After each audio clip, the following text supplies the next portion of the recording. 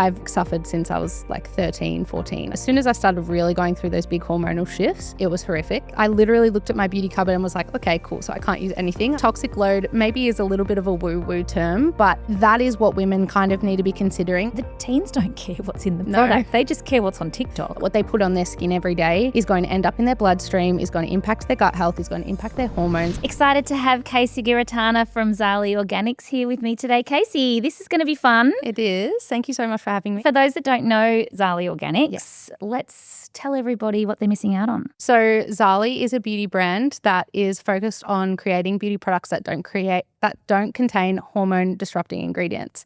It stems from my experience with PCOS and endometriosis, and understanding that so many women with the same issues, and I mean, we have hormone issues throughout our entire life. We really don't catch a break. Would be experiencing so many symptoms that may be exacerbated by what they're putting on their bodies every single day. And so that's where I came up with Xali. It's such a big undertaking to create what you've created. Yeah.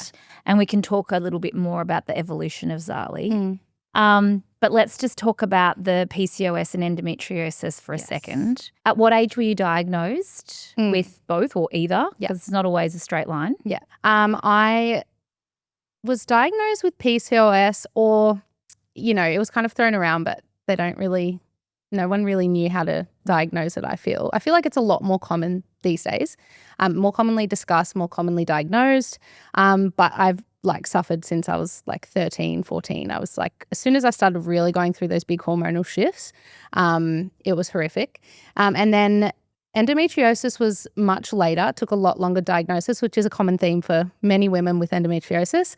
That would have been in my mid-20s, so only 5 to 7 years ago. So, I mean, I think it's such a common story that there'll be evidence of some type of hormonal issues, especially as teenagers. And it actually is quite difficult to diagnose teenagers because they're already having, or more than likely having, irregular cycles anyway. Yeah. And then they go through a phase that mimics PCOS as well. Yes. So there's a lot of, like you said, shifts that are happening that make it really hard. And it's often the time that a teenager will be put on birth control, which is another whole story and disastrous at that point in time. For the person that's listening that doesn't understand the connection between what we're putting on our body and on our skin and absorbing and hormones, do you want to give a quick rundown on that? Yeah. I mean, I don't think many women understand that. And I think that was my biggest driver to create Xali, because I would have thought I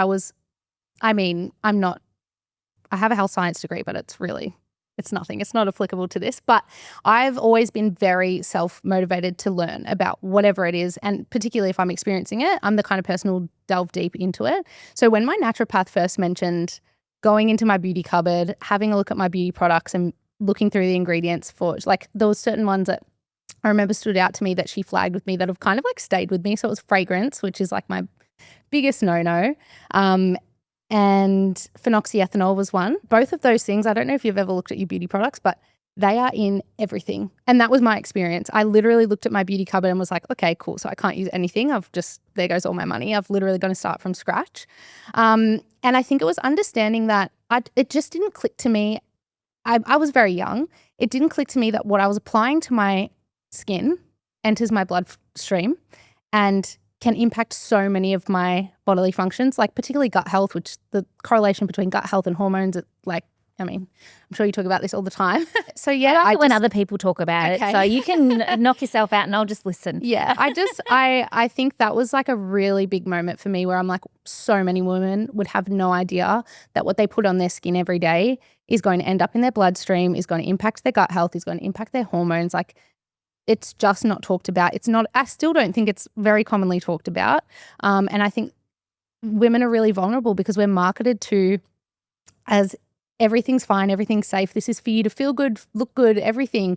But in real life, they have no idea that what they're applying is just absolutely ladening their toxic load. And they're just burdening their body with every day. I thought about how many products I would apply every day, and I would say from shower to skincare to makeup, I'd be getting into 30 products plus. And every time I'm doing that, I'm just adding toxins onto my skin and into my body. It terrified me. I think it's a very important conversation to be having. Absolutely. And I think especially for teenagers, Yes. which we can dive into in a minute. But I think the majority of women subscribe to the idea that surely if it was that bad, you would not be able to buy it over the counter. There's a lot of brands who continually kind of say that, like we wouldn't be able to sell it if it wasn't safe. But I think there's a lot of legalisms. I'm going to be very careful what I say about this, but it's not a holistic view. It's not a optimal view either. It's like, okay, you're not going to get sick, diagnostically sick by putting that, but it's also only looked at in one product. Not that you're applying 30 products with the same ingredient, and what does that mean? And I think toxic load maybe is a little bit of a woo-woo term, but that is what women kind of need to be considering. And I love to live by like the 80-20 rule, like stress is bad as well. So you don't want to be trying to be absolutely perfect with everything that you're doing. But, 80% of the time you want to be empowered to choose products that aren't going to impact your health or your hormones. I think that's it's really interesting also that the beauty industry isn't regulated still to this day. Yeah. So there's actually no big guy going, "Ooh, don't use that." Yeah. What about when you're looking at ingredients? Why is it that we are using these known endocrine disruptors, ingredients, fragrance, chemicals? Why are they in the products in the first place? They're kind of dinosaur ingredients. It's a lot easier for a lot of people who've been in the industry for a long time to opt that way. And that's been a massive wrestle for me, especially because I am not a chemist. So when I meet with chemists and I'm like, I don't want to use any of these ingredients. And they're like, why? And I'm like, I feel almost offensive being like, well, this is like, I'm having to educate them on our values as Xali and why it's important to us. And I'm having to kind of convince them that we can still create epic products without these, and even do some of the work to provide suggestions on what else we could substitute it for. But I think one of the biggest ones is commercial. It's the cheap ingredients. So for big businesses, everything that they do is commercial. It's not really, a lot of them aren't value driven. And it also makes it really hard on small businesses. Like our product costs are really expensive because we are choosing to use really hard to source, really expensive preservative systems instead of going with the classic, phenoxyethanol. And yeah, it's really expensive for a small business. It's crazy though, because often the price point of a lot of these brands is not low. Is they still have a high price point. Yeah. Obviously they're making a lot more in their margins. Yes. I think people also think, they're the cheap and nasty products. They wouldn't be in some of the bigger brands, some of the bigger names, when in actual fact they more than likely are. Yeah, they are. And I think that's something that I'm working on at the moment is I would love to create like a bit of a easy cheat sheet, kind of like what my naturopath gave me all those years ago, so that customers can be empowered to do that work themselves. And if there's something that Xali doesn't sell, but they still want to make a conscious decision on the products that they're using, they can kind of take their cheat sheet, have a look at Mecca or wherever they want to go, and see if they're really, some of their favorite brands are safer options for them to use. I think it's important also let's circle back to the teen conversation, because the teens don't care what's in the product. They just care what's on TikTok. Yes. They want to use what everyone else is using. They want to use what looks cute, smells good, and is trending. And that's really tricky. And I'm sure, especially for you as a mum of a teenager, I don't envy how to navigate that. It's pretty interesting. She's quite empowered. Okay. I don't know that she actually knows what it means to struggle with fertility. But she came to me many years ago. She was little. There's ingredients in that make you infertile. And I said, yes, I'm aware of that. It wasn't actually what I was using, but there were certain products within a brand. And I said, yeah, I'm really aware of that. Does that worry you? And she's like, well, that's terrible. Like, why would we be doing that to ourselves when there's alternatives that don't? And from then on, she actually is, I don't know why, she's quite driven, but I know that she's not necessarily like all teenagers. And to your point, there are some things that she just wants to use. Yeah. And so I think having the conversations, allowing them to make informed choices and understand what products are clean and what that means and what the alternatives are. And then I say to her, if you did this 80% of the time, then the products you absolutely love, we can fit use in your them 20. 20% of the time. And I do that. Yeah. You know, I can have peace of mind going, well, I do the majority of things with that in mind. Yeah. But I have this red lipstick, let's just say, that is absolutely not clean. And every time I wear it, someone says to me, oh, what's that lipstick? And I'm like, you don't want to know. Yeah.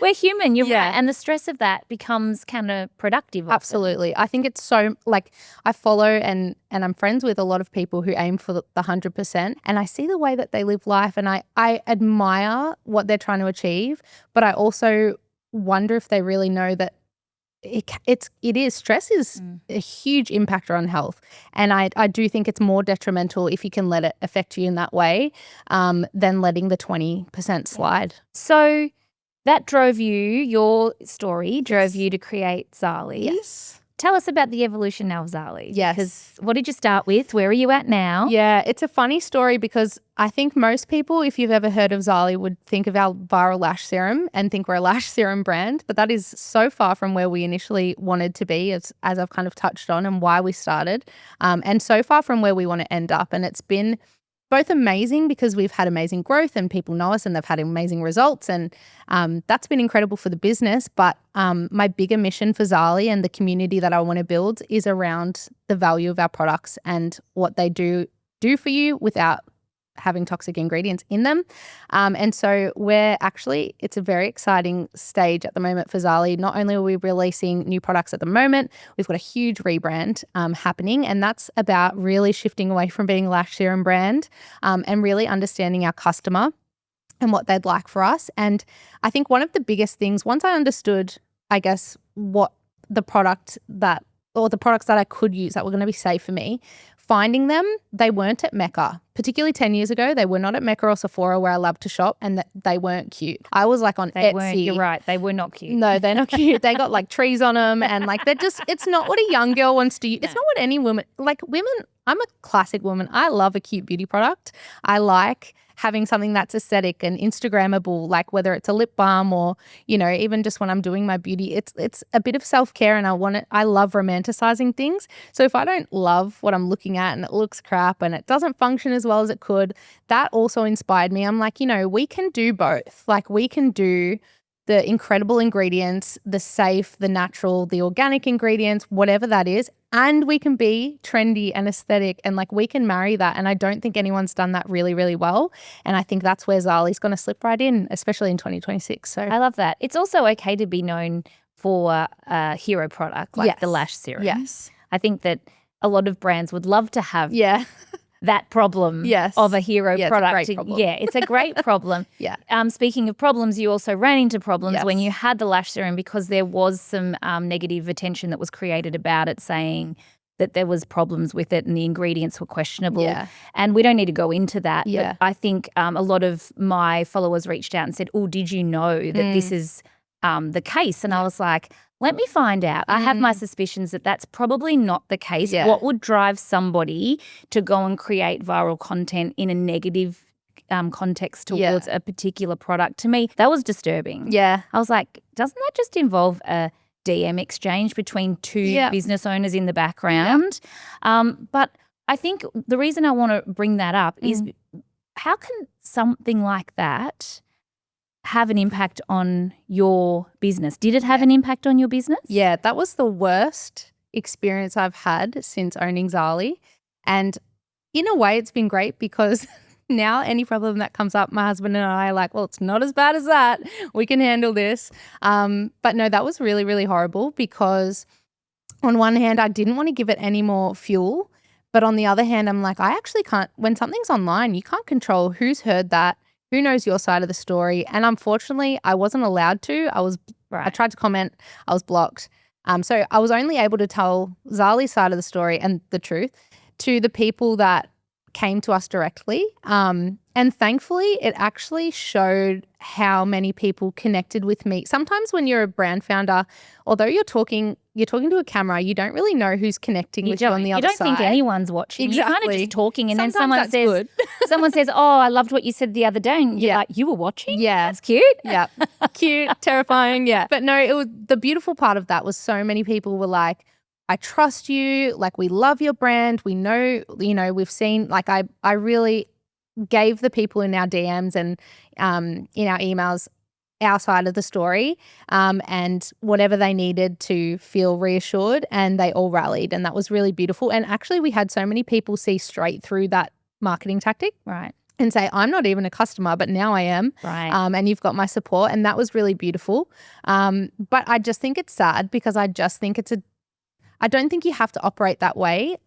It was very transparent, the intention behind it, because like you said, if that was a genuine concern, a DM or an email would have resolved everything immediately. But yeah, no, I think it taught me a lot of things. I grew up real quick in terms of business. We'd only been running Xali for 2 years. So I had to learn some hard lessons real fast and had my lawyer on speed dial real fast. Yeah. But I'm glad I went through them, and I went through them when I did, and we handled it really well. And Xali's still here and still thriving. And I'm really grateful for that, because there was a time where I thought, all right, it was a short-lived ride. This is it. But no, it shows if you're genuine with your customer, and if you know your stuff, you know your product, and you know how you operate your business, customers will see that too. And yeah, we learned how to communicate well with our customers. Yeah, 1,000%. I think that's super important that, in those moments, and it's not just in this situation, but in any situations, because when we put ourselves out there, we open ourselves up for all sorts of comments to come at us. But I think if you know your brand and there's the values and the integrity there,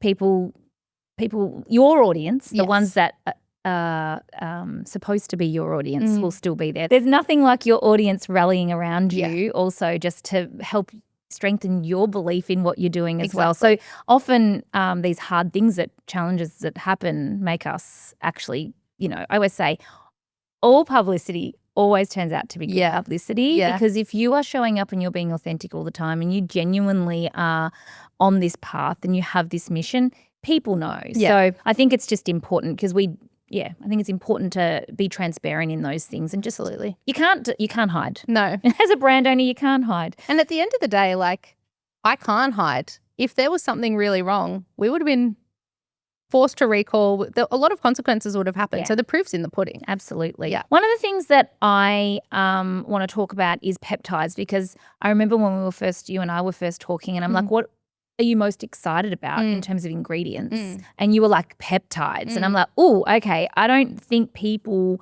realize it's relatively new. You tell me, is it are peptides new ingredients into skincare? I would say they're kind of a trend at the moment. Both supplementation and skincare, it's like kind of the fun buzzword at the moment, but for good reason. Like, peptides are incredible, and I think with a lot of brands being more conscious of the ingredients they're using, they are looking for safer options, and peptides are that. Obviously, you would know they're biomimetic, so they work with your body rather than against it, and the results that they can achieve, whether it's like for us personally, obviously lash growth, hair growth. We've got a hair growth serum launching. I can say that next week now, because by the time this airs, which has been like our most requested product. And that is literally, it's called the Peptide Powered Hair Serum, because it just harnesses their power to grow and retain your hair.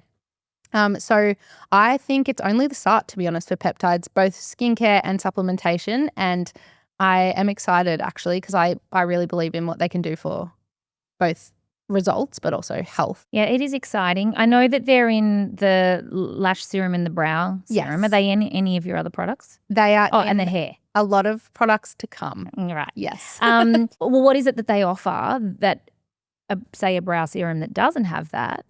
What's the difference? It depends on like which peptide and for what purpose. For example, like the peptide chain that we have in our lash serum is obviously for lash growth. But then we've also got peptides in our hair growth serum that are around scalp health. Like, there's so many. I'm not a scientist, so I'm not going to try and speak super scientifically, but they serve so many purposes, and they, like I said, they just work with your body. Like, they send, I like to think of them in my super non-scientific way as like little communicators to your skin and your hair, and they kind of tell it what you're wanting to achieve depending on the peptide that's being used. So like, there's certain peptides that are like grow, hair grow, hair, don't shed. Yes. Things like that. So that's how I think. So they're not like an active, like a retinol or something that's a bit more potent, or well, I guess maybe there are peptides for that as well, but you can't compare those things. They have different actions, right? Yeah. Again, I'm not the chemist, so I'm not going to dive too deep into the science of it. But I think what people don't understand is there are such powerful natural ingredients. Like you speak about retinol, we have a product coming out that utilizes the power of bakuchiol, which if you look at the clinical data behind bakuchiol, it literally is on par with retinol for the exact same clinical results. And yet people always go for retinol, which you can't use during pregnancy, comes with a lot of skin sensitivity. So many people actually experience adverse reactions from using retinol. When bakuchiol is sitting right there, it doesn't come with those sensitivities. It's safe for use during pregnancy, but it's just not known. And I think as soon as you label it natural, people are like, oh, it's not going to be anywhere near as effective. Like, that's cute. Yeah. I think also the funny thing about natural, and I always say this, I had to go and study for many years, both biochemistry and understanding also medications and ingredients equally as much as herbal medicine, plant-based medicine. If you don't know or understand the interactions, then fair enough, you don't know or understand. But the point is that there's a reason why there are warnings, or that there's someone prescribing these things that you probably shouldn't just go out there and do yourself, because they are potent. They can be really potent. Yeah. So I laugh when people are like, oh, it's natural, it doesn't work. It's like, that's not how it really works. And a lot of things are based off natural ingredients anyway. Yes, exactly right. In the past, the problem with the natural side of things is, to your point, it was brown packaging with leaves on it and it wasn't appealing. And even sometimes the way that the formulations felt. Yes. Or even I remember when I used to use natural shampoo and conditioner 20-something years ago, and it was like washing your hair with Morning Fresh. Yeah. It was terrible. Yes. Whereas we've come a long way. We have come a long way. Yeah. From a packaging perspective, how important has that been in terms of creating sustainability, looking at long-term effects of the packaging? Is it something that Xali considers? Yes. Do you know what? My primary focus is, initially when I conceptualize a formula, is actually like how that formula, being a beauty product, is going to go ending up in our waterways. So I think that's something that a lot of brands don't consider as well. So there's a lot of ingredients we won't use, even if it's, potentially safe for our skin, ending up in the waterways and the impact on marine life, we won't use it. Because that's a value of ours. But I think e-commerce in general is a really tricky industry. I think one thing that's really hard as a small business is to be really sustainable is not commercial. And so that is a really hard thing to juggle. But I think it's something that every year we kind of pick something that we're like, okay, we need to improve this process. We have a lot of reusable, recyclable or biodegradable packaging, but we can always do better. And I think e-commerce as an industry really needs to do better. I hear you when you say that. We have people comment to us with our products about sustainability in the packaging, and we're like, if we were to create what you're looking for, A, it doesn't actually exist. Yeah. B, if it did, it would drive the costs even more, and it probably wouldn't perform. Yes. Because that's the juggle, right? Like if we're using these actives, we have to use a certain standard of packaging, and the packaging has to be coated because it can't be exposed to light, and all of these different things that I think the consumer who cares about the environment, I can so appreciate. There's a real balance for as a business owner, and obviously you know that really well. I think it's important to talk about, because I think people will quickly dismiss something without really understanding what actually goes into the process of that and why you're using certain packaging. Yeah. I don't think anyone's got it perfect. None of us do. We're all just trying to, constantly go, okay, where am I at now in my business? Which is the next thing that needs to be looked at? Yeah. I think the main thing is that there's an awareness. Yes. And that we're always you're saying you're trying to do better. For the person listening, who is the ideal customer? Have you figured that out? Are they the teenager? Probably not quite yet, because I don't know. You tell me. Do you know what? I feel like what's hard is currently what our data tells us is it's women across all ages. And for me, when I think about that, I think it's because it's kind of what I touched on earlier. Like, when do we get a break from having a hormone or a health issue, or when, like, if you're a teenager, you're going through puberty and, you know, maybe experiencing breakouts and all of these different things, and you hit your 20s, you're probably coming off the pill or maybe prepping for a baby, and then you realize, oh, my fertility is not optimal. And the same thing travels into your 30s. And then you're going through children, and that's a roller coaster on its own. And then you're like, cool, I'm done having kids. And then perimenopause hits, and then menopause. Like, we don't catch a break. Any woman who is a little bit conscious about what her products may be doing in that journey, I hope has found Xali. And I think that's something we're really working on at the moment, is really connecting with that woman on that journey and being like, yeah, we're here to take the work out of it, because there's enough pressure on you trying to figure out how to navigate all of this. I want you to be able to use Xali with zero worries about what's in our products. You know it's going to work, and you know it's going to be good for you. I think it's important to be able to have those brands that we can trust. Yeah. And that you can just like set and forget. Yes, honestly. You're not having to go through every ingredient every single time. Yeah, like grocery shopping is such a task for me. I don't know if you're the same. I feel like every time I stop to pick something up, I'm flipping it over. I'm like, all right, what do we got? And I want to take that out of beauty. There you go. My daughter and I were at the supermarket yesterday, and she wanted to cook brownies, and she was wanting to buy a packet mix. And there was a woman standing there, and she goes, oh, these ones are on special. And I didn't want to be rude and be like, hell no. Like that, I can tell you we're definitely not buying that. And I said to Liv, can you just reach up to that one, like that one box on the left? It's on its own. I'm pretty sure that's going to be the one, you know, that's the lone rider out there. I think you're right. It is hard, especially cosmetics and skin beauty, I should call it, because you do look at a product and there are sometimes 40 ingredients. Yeah, it's overwhelming. It's overwhelming. Yeah. So I think to have trusted brands, and I think it's a great thing that you are educating the audience and that they trust you. That's hard to build, but once you have it, there's a reason that you have it. What kinds of things have your customers given you feedback on that they typically see changes with when they switch from using maybe a conventional product to a cleaner beauty product? Yeah, it's funny because it's kind of a mixed bag, and as someone who's like so invested and so heavily involved in the product development, sometimes I'm like, oh no, don't say that. So there's like all the positives. So particularly women with sensitive skin, I think they don't understand that fragrance, and even if they're using natural, like, you know, some products that are really heavily laden with like essential oils and things can be quite aggravating to their skin. So when they switch to a really gentle product, like for example, like our Milky Cleanser, it's extremely gentle, non-stripping. It doesn't have any really like harsh ingredients that are going to irritate the skin.